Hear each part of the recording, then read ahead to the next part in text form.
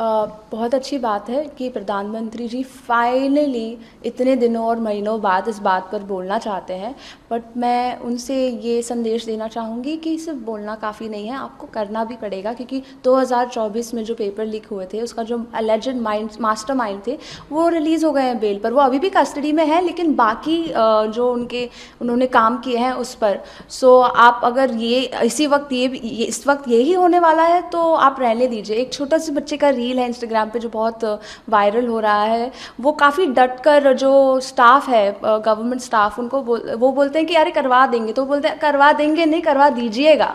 तो यही मैं उनसे कहना चाहूँगी, स्कीम बनाना आसान है, इम्प्लीमेंट करना मुश्किल है, तो आप उसके ऊपर जोर दीजिए। ये पूरा मामला शुरू हुआ जब आपने पुलिस वैन रोकी, आपका वीडियो वायरल हुआ और काफी वायरल हुआ, आपको लोगों ने पसंद किया कि आपने इस तरह से करेज दिखाया। अचानक कैसे दिमाग में आया और आप एकदम वैन के सामने खड़ी हो गई और वैन को जाने नहीं दे रही थी? पूरा मामला और उस वक्त क्या हुआ, कैसे हुआ, आपके क्या लोग ये भी जानना चाहते हैं कि जो वैन थी उसमें आपके दोस्त थे या आप किन के साथ गई थी, और ये अचानक से ऐसे करेज क्या? तो एक बात तो मैं बस ऐड करना चाहूँगी कि ये मैंने नहीं शुरू किया है। मैं इस चीज़ के लिए बिल्कुल क्रेडिट नहीं लेना चाहती हूँ, ये मुझसे काफ़ी पहले शुरू हो गया था। मैं तो बस एक हिस्सा हूँ इस चीज़ का, और लोग मुझे इसका फेस बनाना चाह रहे हैं। इसका फेस वो पुलिस ब्रूटैलिटी है, इसका फेस वो किसान है। ये सिर्फ अभी नीट स्टूडेंट्स के बारे में नहीं रहा है, ये पूरे देश की जनता के बारे में है। तो मैं उस चीज़ में कहना चाहूँगी, मैं 4:30 बजे अपने दोस्तों का इंतज़ार कर रही थी। दोस्त भी नहीं, ये बस वो लोग हैं जो सोशल मीडिया पर मुझे मैसेज कर रहे थे कि हमें भी आना है, हम साथ में चलते हैं, क्योंकि अकेले जाना इस इतनी बड़ी सेंटर से लड़ना मुश्किल है, और जो पुलिस कर रही है वो तो सबने देख ही लिया है, तो अकेले जाना मुश्किल हो जाता है। तो फिर भी मैं नारे सुन रही थी दूर से जब मैं इंतज़ार कर रही थी। मैंने बोला अब मुझसे नहीं हो पा रहा, अब मैं नहीं रुकूंगी। तो मैंने चलना शुरू किया। तो हम आंदोलन की तरफ जा रही थी मैं, बट आंदोलन मेरे सामने आ गया।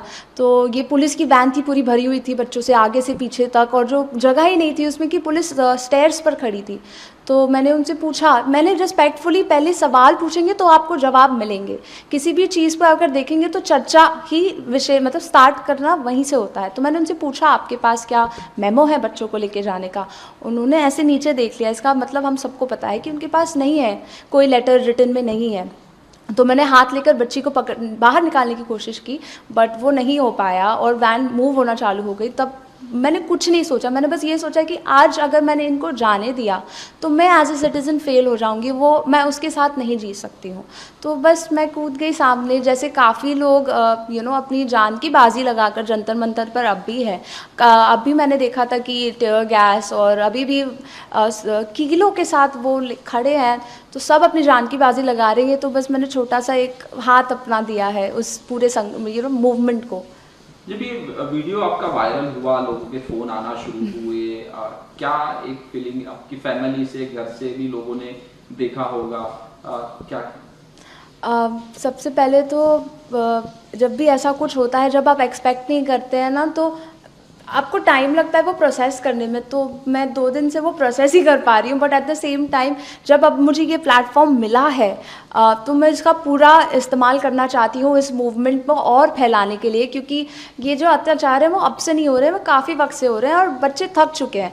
तो उन्हें बस एक सहारा चाहिए कि अगर ये बोल रहा है तो मैं भी बोल सकती हूँ। तो इसलिए मुझे काफ़ी अच्छा लग रहा है कि लोग मुझे देखकर मोटिवेट हो रहे हैं, उन्हें प्रोत्साहन मिल रहा है, उन्हें अपनी आवाज़ ढूंढने का एक मौका मिल रहा है। मेरे मम्मी पापा तो बहुत खुश हैं। पापा मेरे एक्चुअली आर्मी में थे, आईटीबीपी में थे, और मेरी मम्मी और हाउसवाइफ है। तो सेवा भाव तो हर हाउसवाइफ का अपने देश के प्रति, बच्चों के प्रति होता ही है, और पापा का सपोर्ट है। मेरा खानदान आर्मी में है, तो ये जो करेज है और ब्रेव जो है वो मेरे ब्लड में ही है। कल रात में सोनम वांगचुक ने अपना जो पोषण है वो तोड़ दिया, ब्रेक कर दिया, और उन्होंने ये पोषण ब्रेक किया। अब काफ़ी अच्छी बात है उनकी हेल्थ के लिए। हम सब चिंतित थे, और जब उन्होंने अपना जो फास्ट है वो तोड़ा, उससे एक चीज़ हमें अच्छी फील हुई कि एटलीस्ट अभी इनकी हेल्थ को डेट्रीमेंटल नहीं है ये सिचुएशन, बट हमें अभी भी पता है फास्ट तोड़ने से इसका मतलब ये नहीं कि हमारी डिमांड्स कम हो जाएंगी या हमारी डिमांड्स ढीली पड़ जाएंगी। अभी भी मूवमेंट वही उतना ही स्ट्रॉन्ग है, बस एक जान का खतरा नहीं है।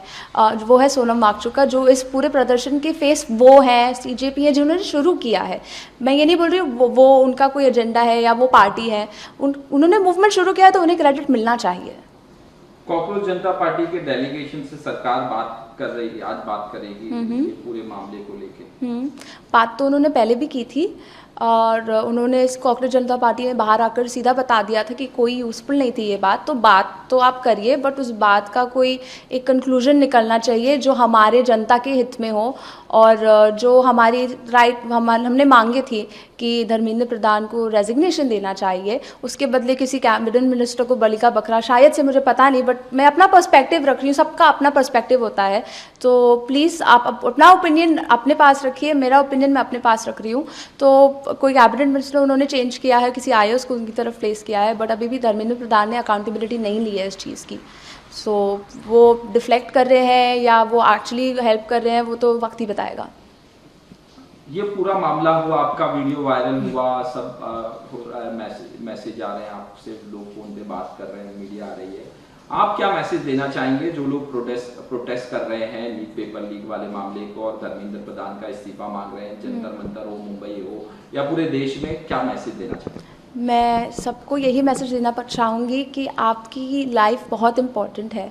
तो जो भी इस चीज़ से इफ़ेक्ट हुए हैं, सुसाइड एक ऑप्शन नहीं है, प्लीज़ ऐसा मत सोचिए। मैंने एक जान है जो रोक दी है, तो एक जान भी कितनी इम्पॉर्टेंट होती है, एक आवाज़ भी कितनी इम्पॉर्टेंट होती है। तो प्लीज़ आप हमारी निकम्मी सरकार की वजह से आप अपनी जो कीमती जान है वो मत गवाइए, और stay strong and stand your ground. देखा जा रहा है कि सरकार की तरफ से कहा जा रहा है कि जो पॉलिटिकल पार्टी हैं इसका माइलेज दे रही हैं, इसका पॉलिटिसाइजेशन कर रही हैं। ये जो प्रोटेस्ट का, जैसे राहुल गांधी हो गए, अरविंद केजरीवाल हो गए, कल राज ठाकरे, उद्धव ठाकरे ने प्रेस कॉन्फ्रेंस की, ममता बनर्जी कह रही हैं, पूरा जो अपोजिशन है वो एक साथ हो गया है, सदन में बातचीत नहीं हो रही है। दूसरी तरफ से अब सरकार की तरफ से थोड़ा सा बातचीत शुरू हुई है, कल प्रधानमंत्री का मैसेज आया, फिर सोनम वांगचुक ने अपना फास्ट ब्रेक किया। आपको क्या लगता है कि इसमें राजनीति की जा रही है कि ये मुद्दे को कहीं और डाइवर्ट किया जा रहा है, क्या है? बहुत अच्छी बात है कि थोड़ी बात हो रही है, बट बहुत और ही ज़्यादा अच्छी बात होगी कि काफ़ी बात हो। अगर सब साथ में मिलकर काम करेंगे तो ही ये देश जो है उसका वो हो सकता है, वो आगे जा सकता है देश। और मैं ये भी कहना चाहूँगी कि काफ़ी पॉलिटिकल पार्टीज़ मेरी जो वीडियोज़ हैं, फ़ोटोज़ हैं, वो यूज़ कर रहे हैं अपने पेज के लिए। प्लीज़ मत करिए। मैं जानती हूँ आप इस मूवमेंट को सपोर्ट करना चाहते हैं, बट अगर सच में आप वाकई में सपोर्ट करना चाहते हैं तो वो जो लाठीचार्ज हुआ है, पुलिस ब्रूटैलिटी हुई है, स्टूडेंट्स सुसाइड है, जो स्टूडेंट्स ने अपनी जान दे दी, आप उनके फ़ोटोज़ यूज़ करिए। मैंने इंटेंट नहीं किया था कि मैं इतनी वायरल हो जाऊँगी या मैं इसका सेंटर बनूँगी, बट मैंने हिम्मत दी है लोगों को। गवर्नमेंट के पास ऑलरेडी हिम्मत है, तो उनको क्या करना है उन्हें पता है। जैसे अभी प्रोटेस्ट चल रहे हैं जंतर मंतर पे भी, यहाँ मुंबई में भी चल रहे हैं। 26 तारीख को तिरंगा यात्रा होगी, उसमें ये कहा गया है कि कोई पॉलिटिकल पार्टी का झंडा नहीं आएगा, लेकिन नेता आएंगे, तिरंगा झंडा इस्तेमाल होगा। क्या आप वो प्रोटेस्ट में जुड़ेंगी और जो प्रोटेस्ट अब हो रहे हैं उनमें भी जाएंगी क्या? जब हम किसी भी ऐसी प्रोटेस्ट के बारे में बात करते हैं तो हम स्टूडेंट प्रोटेस्ट के पहले उस पार्टी का नाम लगाते हैं, भले ही वो इतिहास के सही साइड पर आना चाहते हैं और वो अपनी आवाज़ दे रहे हैं, बच्चों को हेल्प कर रहे हैं, बट फिर भी वो एक पॉलिटिकल पार्टी ही है। तो अगर मैं वहाँ जाऊँगी तो लोग, ऑलरेडी मुझे हेट मैसेजेस तो आ रहे हैं कि तुम्हें ख़रीदा गया है और तुम अपने फेम के लिए आई हो, तो मैं घर पे बैठकर ईमेल भेजूंगी और सारे प्रोटेस्ट में लोगों से खड़ी होंगी, रीपोस्ट करूंगी, शेयर करूंगी। और यूएन का हाई कोर्ट, सुप्रीम कोर्ट और यूएन को तक मैंने ईमेल किया है। और ये जो मेरा तिरंगा जो उन्होंने बोला है, मैं कल से मैंने सुबह भगवा पहना था, रात को सफ़ेद पहना था और आज मैंने हरा पहना है। तो ये हरा किसी रिलीजन का नहीं है और भगवा किसी पार्टी का नहीं है, ये हमारे तिरंगे के कलर्स हैं। और ऐसे ही मैं अपनी सॉलिडारिटी दिखा रही हूँ मूवमेंट के लिए। आप कह रही हैं कि मुझे आपको मतलब मैसेज आ रहे हैं कि आपको खरीदा गया, कुछ ऐसा मैसेज धमकी भरा मैसेज कि नहीं ऐसा है ये है, और कुछ मतलब ऐसा कोई धमकी भरा मैसेज या कुछ आपको आया हो? लकीली अभी तक तो नहीं आया है, बट जो लोग हैं जो थोड़ी भी बुरे शब्द यूज़ कर रहे हैं ऑनलाइन मेरे खिलाफ, मैं देख भी नहीं पाती हूँ। और आप देखोगे ना तो उसके अंदर 10 नीचे और कमेंट रिप्लाई होते हैं। जो लोग मुझे सपोर्ट कर रहे हैं ना वो वहाँ आ जाते हैं और वो उनसे बोलते हैं कि they already are taking a stand for me, और मैं अपना काम कर रही हूँ प्लेटफॉर्म में। मैं शुक्रगुज़ार हूँ कि मुझे ये प्लेटफॉर्म मिला है, और मैं ऐसे लोगों पर अपना टाइम ज़ाया नहीं करना चाहती हूँ। और अगर मुझे ख़रीदा गया होता तो मैं हुडी पहन के, कैप पहन के ऐसे नहीं होती। मैं, सबको पता है कोई ख़रीदा जाता है, वो जो पुलिस अफसर हैं जिन्होंने दिल्ली में, जो महिला अफसर हैं जिन्होंने दिल्ली में अपना इंटरव्यू दिया था, देखिए मतलब वो कैसे बात कर रही हैं। तो अगर आपको थोड़ा भी लगता है कि मैं गलत हूँ या मैं खरीदी गई हूँ, तो आपके पास आवाज़ है, आपके पास प्लेटफॉर्म है, आप सही चीज़ के लिए खड़े हो। किसी को क्रिटिसाइज़ करना बहुत आसान होता है, बट आप खड़े होकर दिखाइए मुझे। आपने वैन रोकी, आप कह रही थी पुलिस वाले कह रहे थे कि मैडम आगे जाके छोड़ देंगे, और क्या प्रोटेस्ट में पुलिस वालों ने क्या कुछ लाठीचार्ज, लोगों को पकड़ रहे थे, क्या देखा जब यहाँ प्रोटेस्ट मुंबई में हो रहा था? मेरे सामने तो उन्होंने नहीं किया। अगर मेरे सामने किया होता तो जैसे वो एक लड़की है जो ऐसे खड़ी है लोगों को लेकर कि अगर लाठी मारनी तो मुझे मारो, उनको मत मारो, तो वो उसने काफ़ी साहस दिखाया है उस लड़की ने। और जो लोग हैं काफ़ी, सॉरी आपका सवाल क्या था? मेरा ये कहना कि आपके सामने जो पुलिस ने लाठीचार्ज किया नहीं किया, लेकिन फिर भी पुलिस वाले बोल रहे थे कि आगे जाके हम मैडम छोड़ देंगे, और आप वैन के आगे खड़ी थी, नहीं जाने दिया। और क्या हुआ फिर? आप हटी, वैन आगे गई, या वैन छोड़ दिया लोगों को जो वैन में थे? अगर आप बॉम्बे से हैं तो आपको पता है कि अगर ऐसे किसी भी व्हीकल के साथ कोई भी ऑल्टरकेशन होता है तो आप अपनी गाड़ी को छोड़ना नहीं चाहिए। तो पुलिस वालों ने अपनी गाड़ी नहीं छोड़ी, वो मेरी तरफ नहीं आए, मैं आगे डटी रही। और मुझे पता है या तो उन्हें मेरे ऊपर से जाना पड़ेगा या तो पीछे ट्रैफिक हो रहा है तो उन्हें बच्चों को निकालना ही पड़ेगा।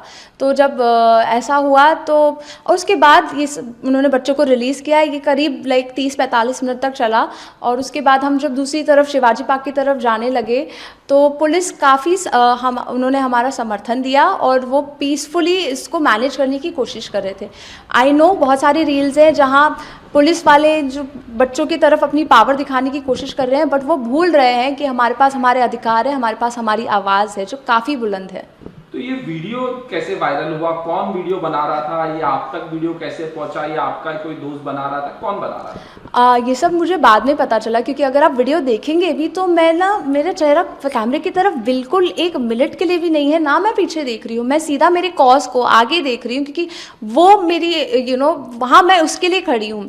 तो सोहित मिश्रा एक जर्नलिस्ट हैं, इंडिपेंडेंट हैं, बट मैं चाहूँगी कि सारी मीडिया उन्हें भी इतना ही अप्रिशिएट करे जितना वो मुझे कर रहे हैं। हम स्टूडेंट साथ में हैं तो मीडिया को भी साथ में होना चाहिए इस चीज़ के बारे में। सोहित मिश्रा ने ऑन ग्राउंड पर इतनी ब्यूटीफुली वो पूरी स्टोरी इतनी सच्चाई के साथ कवर की है, और उन्होंने ना चिल्लाया है ना चीखा है, उन्होंने बस बताया है कि क्या हो रहा है।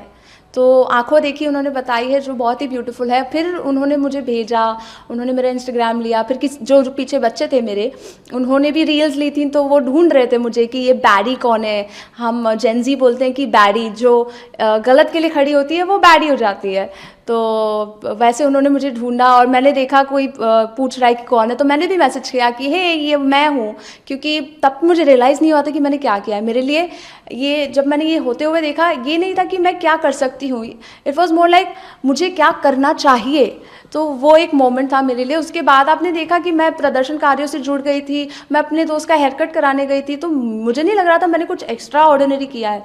लोगों ने मुझे ये एहसास दिलाया कि आपने मतलब कसम से कुछ बात है, आपने कुछ किया है। तो जब भी कोई ऐसे बोलता है तो मुझे गूज़बम्स आ जाते हैं। आज भी जब आपने पूछा अभी तो मुझे अब गूज़बम्स आ गए, क्योंकि जब आपका पर्सपेक्टिव, जो आपने देखा, जो लोगों ने देखा वो अलग है, और जो मैं कर रही थी, मेरा पर्सपेक्टिव इन बॉडी जो है वो अलग है। क्या ये सब होने के बाद कुछ, जैसे लोगों पे पुलिस कंप्लेंट हो रही है, सब हो रहा है, आपको भी ऐसा कुछ, आप कोई पुलिस वाले ने फ़ोन करके आपसे कुछ पूछा, या गवर्नमेंट की तरफ से किसका फ़ोन आया, कुछ ऐसा? अभी तक तो गवर्नमेंट की तरफ से किसी का फ़ोन नहीं आया है, thank God for that. And किसी पुलिस कर्मी ने भी कॉल नहीं किया है। बट मैं 2 रातों से सो नहीं पा रही हूँ यही सोचकर, क्योंकि बच्चों के साथ पुलिस वालों ने ही गलत किया है। जो सिंघम है हमारे, वो ही शैतान बन रहे हैं। तो ये शैतानी वो ना करें। और जो बाकी बच्चे बाकी FIRs भी हैं पेंडिंग, काफ़ी FIRs हैं उन्होंने किए हैं बच्चों पर, वो भी वो क्वॉश कर दें। मैं गवर्नमेंट से ये कहना चाहूँगी कि आप जो कर रहे हो वो अमेजिंग है, बट जो बच्चे अपनी अपने जान को रख कर आपने फिर भी उनके ऊपर FIR किया, तो वो आप हटा दीजिए ना, फिर कंटिन्यू करिए अपना काम। एक वीडियो वायरल हुआ, पुलिस वाला कह रहा है कि अगली बार आए तो आपकी जेब में पाउडर डाल दूंगा 50 ग्राम, ऐसे कुछ बोल रहा है, और फिर जामीन भी नहीं मिलेगी। वो भी वीडियो देखा होगा।